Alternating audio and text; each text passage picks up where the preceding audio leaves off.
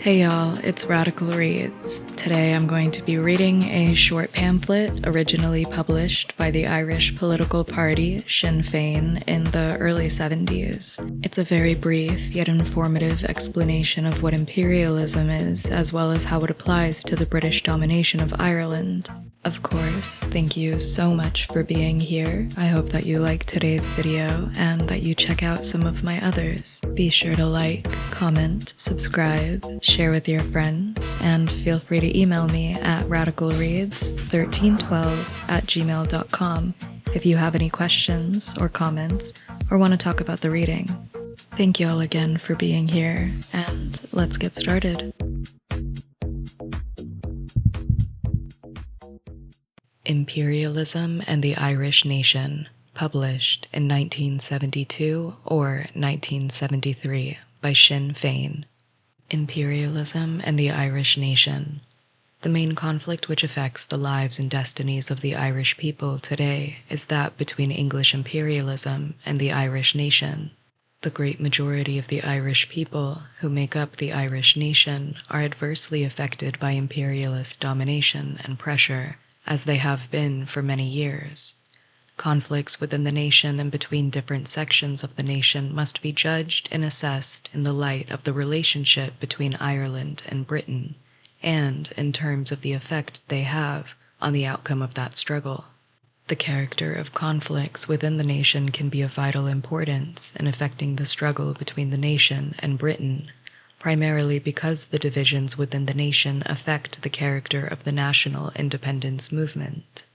They give rise to the existence of compromising sections who may seek to do a deal with imperialism in certain conditions. A correct assessment of the character of these sections and their attitude to the national independence struggle and to imperialism is of vital importance for the successful prosecution of the national independence struggle. The most important conflicts within the nation are those between employers and employees, between British and foreign-owned businesses and Irish-owned businesses, and between the pro-imperialist section of the population, mainly the Unionists in the north and the Fine Gael Castle Catholics in the south, and the rest of the nation. Nationality. What is a nation? A nation is a community of people sharing a common territory, economy, and language, with a common history, traditions, and culture, and whose members therefore are bound together by ties of sympathy and common interest. What is a free nation?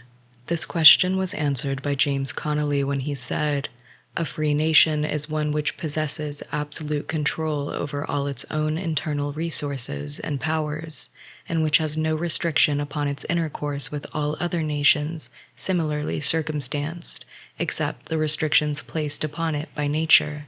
And again, Connolly said, "Freedom to control all its own resources is as essential to a community as to an individual. No individual can develop all his powers if he is even partially under the control of another, even if that other sincerely wishes him well.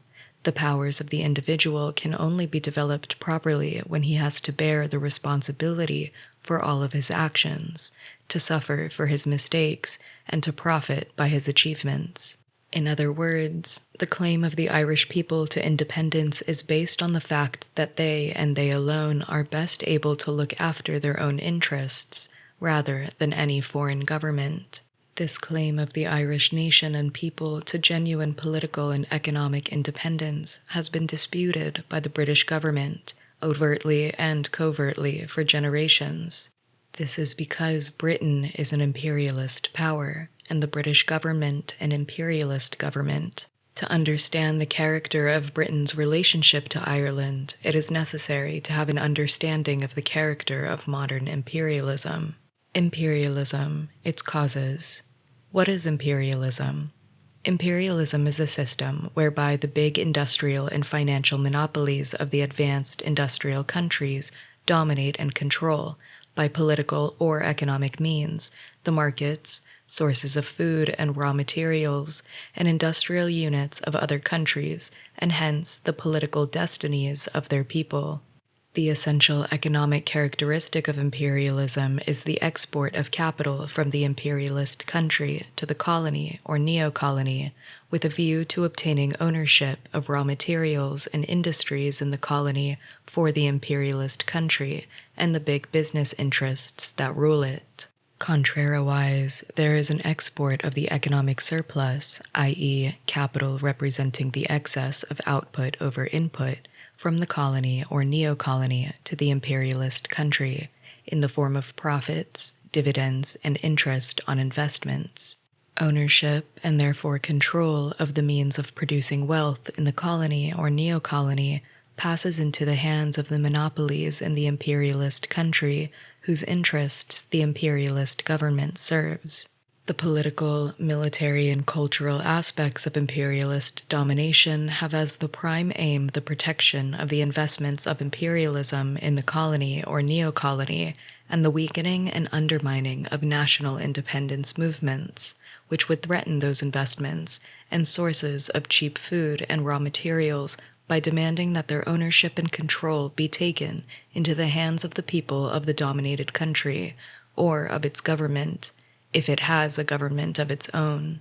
What is the cause of imperialism?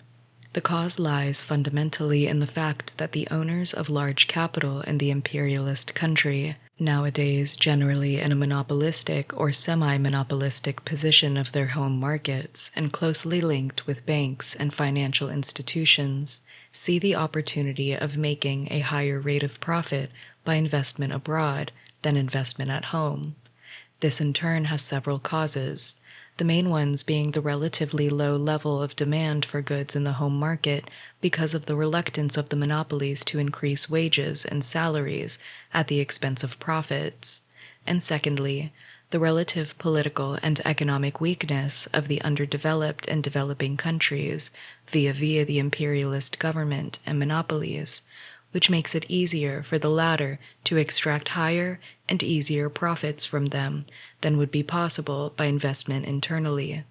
In the last century, the chief exporters of capital in this way were Britain, France, Germany, Holland, Belgium, Portugal, and Italy. In the present century, they have been joined by America and Japan. All of these countries have economies dominated by giant concerns that seek more profitable investment opportunities abroad than are available at home. In the last century, too, the imperialist countries regarded direct political annexation and domination of colonies as the best way of securing their supplies of cheap primary products and protecting their investments.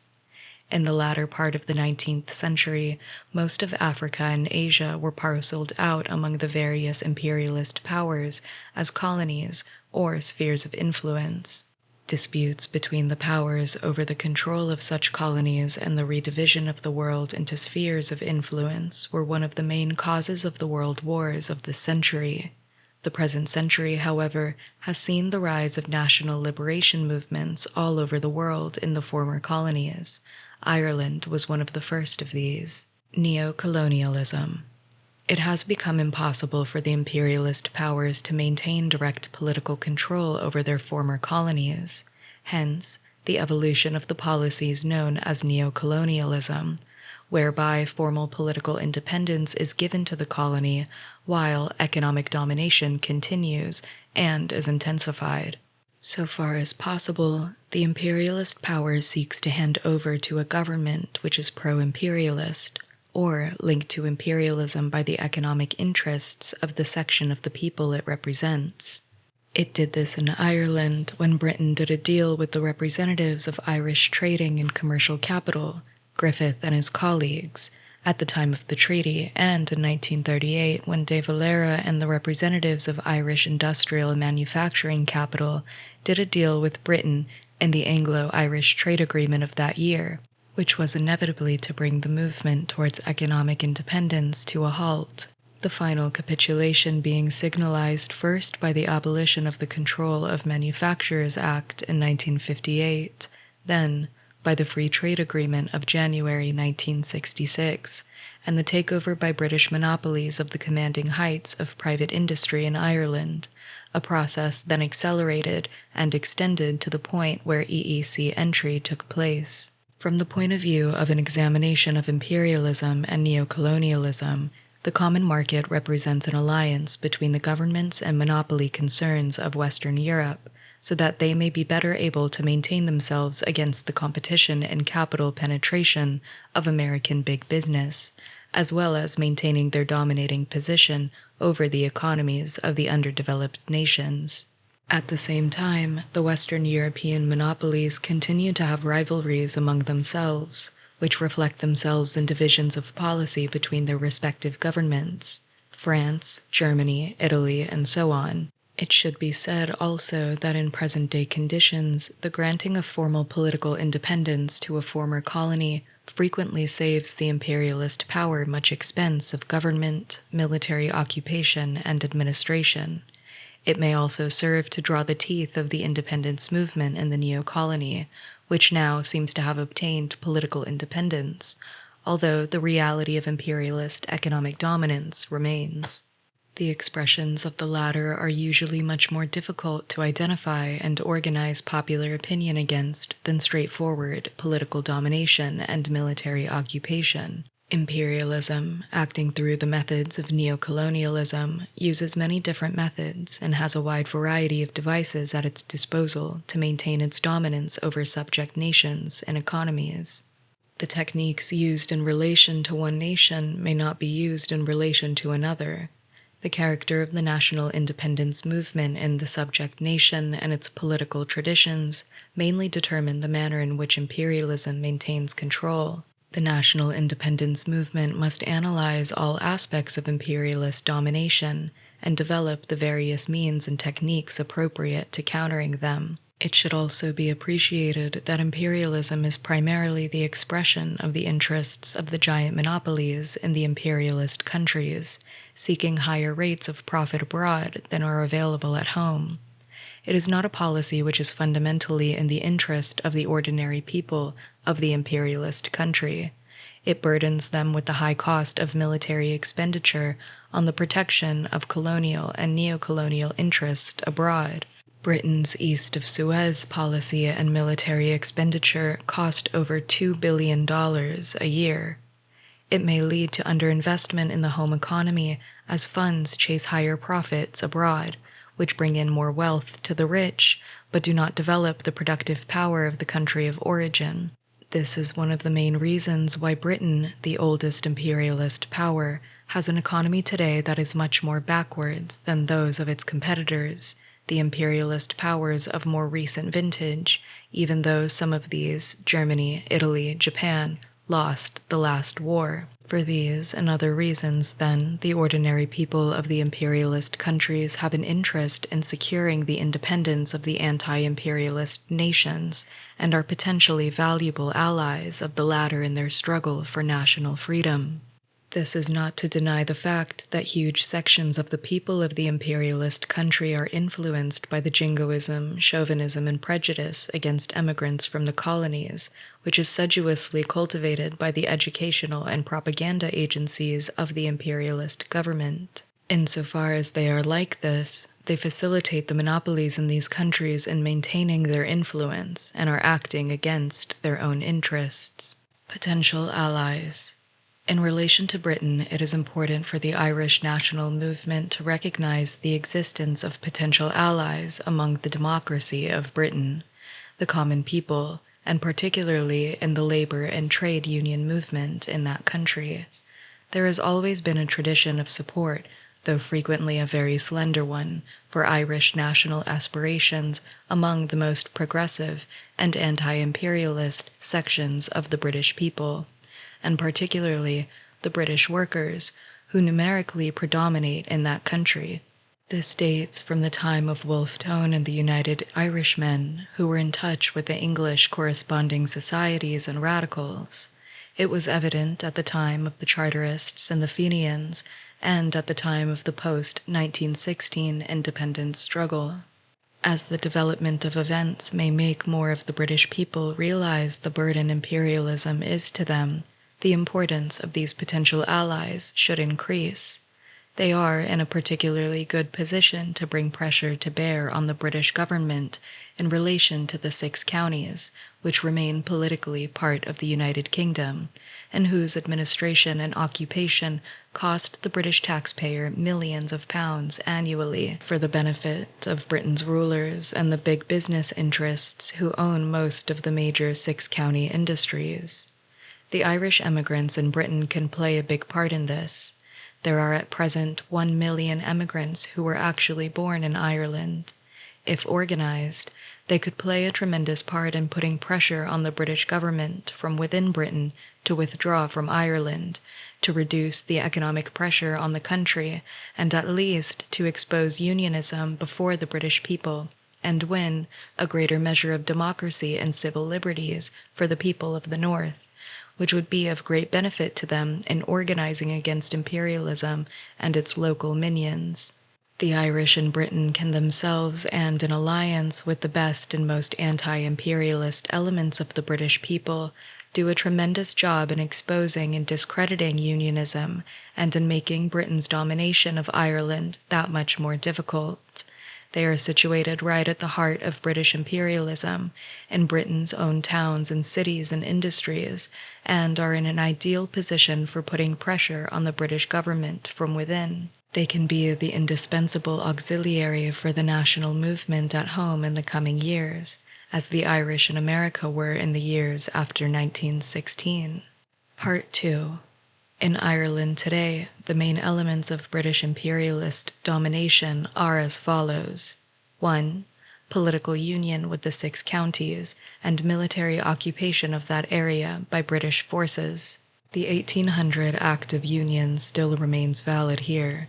The main powers of government for the area are held by the Westminster Parliament and government. Certain powers, for example, over housing, justice, local government, were transferred to the Stormont Parliament and government in 1920, but the exercise of even these powers could be overridden or withdrawn by the fiat of Westminster if Parliament there so desired.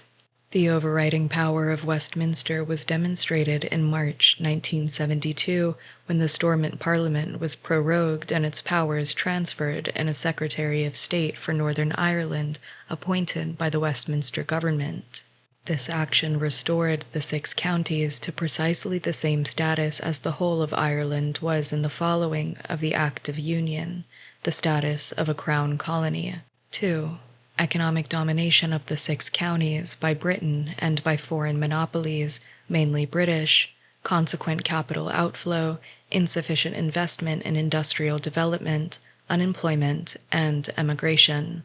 Since the end of the last war, almost all the businesses of any size in the 6 counties that were owned by Irish people have been taken over by British, and to a lesser extent by other foreign monopolies. Native capital in the north, whether in the hands of unionist or anti-unionist Irishmen, has become almost wholly subservient to imperialist capital.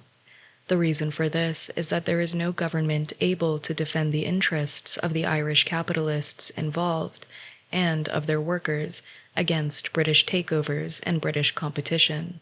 Only the government of an independent republic could do this. The powers which Stormont had were insufficient, even if the government there desired to use such as they had. Because of its position in the United Kingdom rather than in a united Ireland, the 6-county economy is primarily export-oriented, with a slender home market base. It is thereby exposed to all the vagaries of foreign demand for its products, and its traditional heavy industries, shipping and aircraft in particular, are dependent on British government orders for continuing in being, although, in a united Ireland, they would have an essential role to play in industrializing an all-Ireland economy and developing a heavy engineering base for that economy, together with a powerful merchant marine suited for the needs of an island country.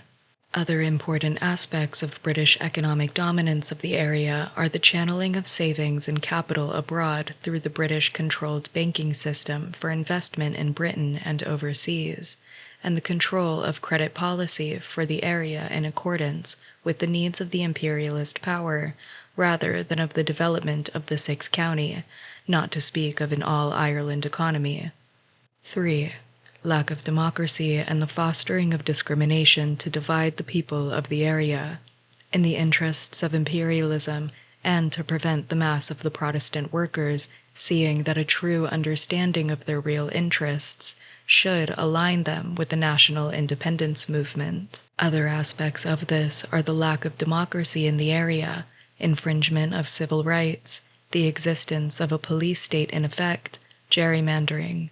The past few years has seen an ever-increasing use of repression rather than a lessening, torture, internment, and so on, all designed to create conditions where it would be very difficult, if not impossible, for opponents of imperialism and unionism to work effectively to weaken the hold of Britain and the unionist forces. This explains the savage reaction to the civil rights movement, both by the Stormont regime, RUC, and the British government, BA, and their determination to divert the struggle into sectarianism and purely military confrontations.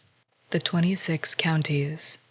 The 26-county area was conceded a formal political independence in 1921, but this in fact conceals the reality of a continuing and increasing economic dependence. The 26-county government has considerably more powers than Stormont had to oppose this process, but with the exception of a brief period in the 1930s, the interests deciding 26-county government policy have been extremely conservative, representing the rich business interests most prone to compromise with imperialism, and the powers of the 26-county state have not been used to oppose imperialism, but rather to link the economy more closely with Britain, and on occasion to actively serve the interests of imperialism by repression of the anti-imperialist movement, Republicans, labor and farmer organizations, etc., whereas the six counties are still a direct colony of Britain, united to the imperialist country. The 26 counties form a neo-colony. The main features of neo-colonialism in relation to the 26 counties are as follows. The exploitation of Irish agriculture by artificial rigging of the British market, so that many Irish agricultural products can only be sold there below their cost of production, if they are to be sold at all. This is done by the following way. Food produced by British farmers is sold to British customers below its cost of production. The difference is made up to the farmers by subsidies from the government, so-called deficiency payments. Raised out of taxation, about £300 million annually is involved. This keeps food prices in Britain low and means that foreign exporters of food to Britain, and they provide half of Britain's food requirements, must also sell at low prices, frequently below cost if they are to find a market in Britain. Britain thus gets cheap food at the expense of the food-producing countries, exporting to her from abroad, of which Ireland is one. The main Irish agricultural product, which gets a fair price in Britain, is store cattle, on which deficiency payments are made once they have been a period of time in Britain. This is because Britain needs Ireland's supply of beef cattle, as she cannot supply sufficient herself, and she wants to ensure her supplies from a neighboring country. But this trade, based on dog-and-stick farming, brings little gain and employment in Ireland, and mainly benefits the cattle dealers, graziers, and larger farmers within Ireland, whose interests are therefore substantially aligned with the British connection, expressed politically by many in support for Fine Gael. Britain thus selectively allows certain sections of Irish agriculture to develop and inhibits others. Being a developed industrial country, Britain is in favor of free trade in industrial goods, in which she has an advantage, but opposed to free trade in agricultural goods, which are of such vital importance to the non-industrial countries. It should be pointed out that the common market countries also exploit the agricultural and primary producing countries of the world by rigged market arrangements, although they use a different system from the British. In the modern world, the countries dependent on agricultural and raw material production are being exploited by the imperialist industrial countries by means of such arrangements. The costs of industrial goods in which the imperialist countries have a monopoly to a large extent are continually going up, while the costs of food and raw materials on which the poorer countries are dependent are continually falling. This is one of the main reasons for the widening gap between the incomes and standards of living of the rich industrial countries and the poorer agricultural ones, among whom Ireland, for this purpose, can be legitimately numbered. It is a major form of imperialist economic exploitation in the contemporary world. 4. Foreign investment in Irish industry, takeovers of existing Irish businesses by British and foreign companies, the increasing domination of imperialist capital over Irish capital in the Irish economy. This process has already gone to extremes in the 6 counties. Under the Control of Manufacturers Act, passed by Fianna Fáil in the 1930s, during that party's brief anti-imperialist period, the majority of shares in newly formed Irish companies had to be in the hands of Irish nationals. This act was repealed in 1959, and since then, British and foreign capital has penetrated the Irish economy on an extensive scale, putting existing Irish companies out of business, taking over and amalgamating with Irish companies, and reducing them to the position of subsidiaries of British enterprises. Already, almost all the large private enterprise companies in the 26 counties are either wholly or predominantly owned by British and foreign parent companies.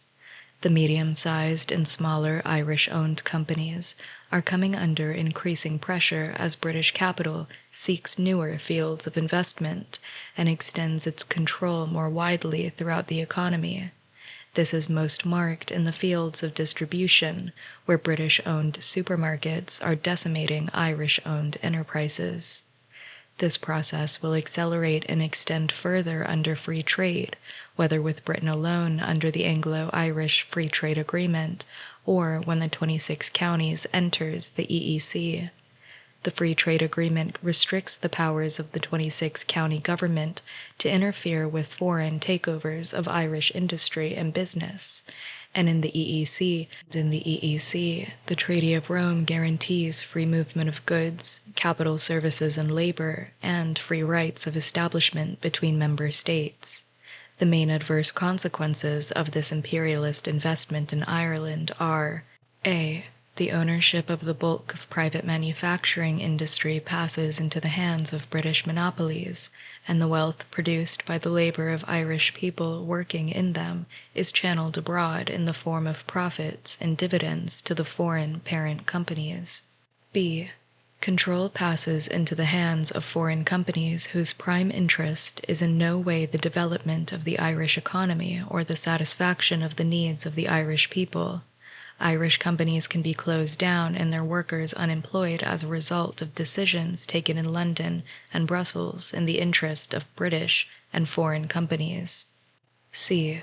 The scope of Irish capital for development in Ireland is gradually eliminated, and the government in Dublin, whose policy it has become to open the country to foreign capital takeover, is unlikely to be willing to use their powers or the capital of state-sponsored companies to interfere with or curtail the activities of foreign capital. Native capitalism is becoming increasingly insignificant in the 26-county economy. Foreign imperial capital is dominant and makes all the major economic decisions. 5. Outflow of native Irish capital through the banks and insurance companies and through private investment abroad by Irish holders of small and medium-sized capital seeking higher and quicker returns by investment in Britain and overseas than by investment in Ireland for home development.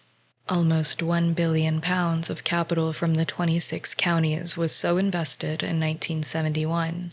This process is facilitated by the close tie-up of the banking system of Britain and Ireland, the Irish banks being predominantly British-controlled, and by the fact that Ireland has not got an independent currency and a credit control system. and by the unwillingness of the Dublin government to interfere with the rights of private Irish investors to invest abroad rather than in home development, even though this is against the national interest. Monetary and fiscal policy serves the interests of imperialism rather than native capitalism. 6.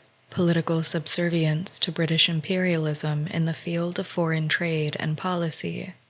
Where there is economic dependence, there is political dependence. As the 26 counties approximate more and more to the position of the 6 counties in the degree of their economic subservience to Britain, any pretensions of the Dublin government to having a line independent of Britain in relation to other states becomes more and more spurious. The government spokesmen and other pro-market speakers during the EEC referendum campaign in the spring of 1972 made this very clear when they boldly stated as their ultimate argument, "If Britain joins, then we have no alternative but to join also." If the establishment of trade links and diplomatic relations with other countries would displease the British government and seem to represent an effort to reduce dependence on Britain, then no such attempts are made. On foreign policy, the Dublin government follows the British government's line on all questions of importance today, despite a period of relative independence on some issues in the 1950s.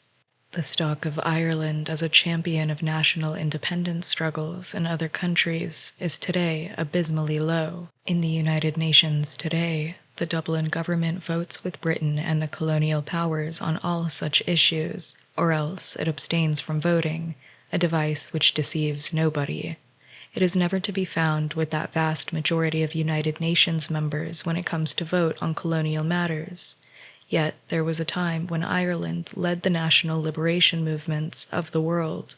7.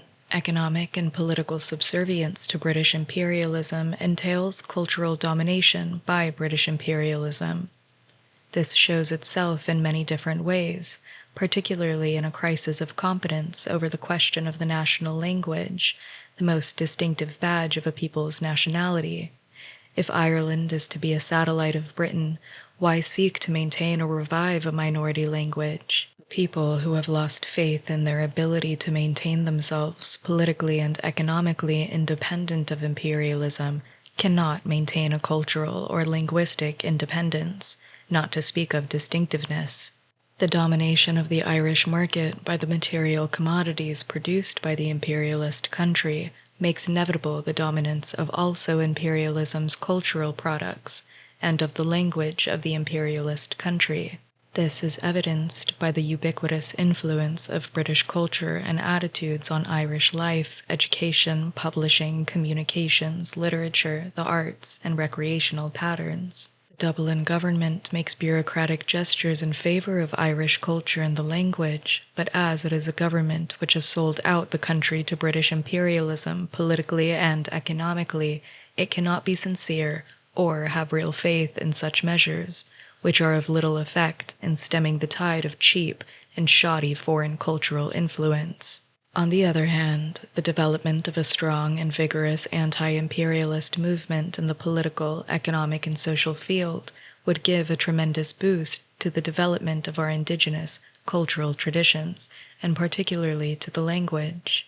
The defense of Irish culture and language is an indispensable part of the national movement and cannot be divorced from its political and social aspects. A movement against British imperialism must have its political, economic, and cultural sides. The cultural and language movement is of vital importance in raising the morale and national consciousness of the people and in preventing the complete sapping of the Irish people's faith in themselves, which is at present going apace. As the above are the principal ways in which British imperialism oppresses the Irish nation, a program to unite the people against imperialism and for the real political and economic independence of the country will have to be based on developing the appropriate policy in all these areas. Only such a program can win the support of the mass of the people, the workers, small farmers, small business people, and the best elements of the intellectuals, who are adversely affected in various ways by British domination of Irish life can neutralize the influence of those elements among the people who are prone to compromise with imperialism, and can expose the British government, British and foreign business in Ireland, and Britain's allies among anti-national people within Ireland as the main obstacle to the progress of the Irish people.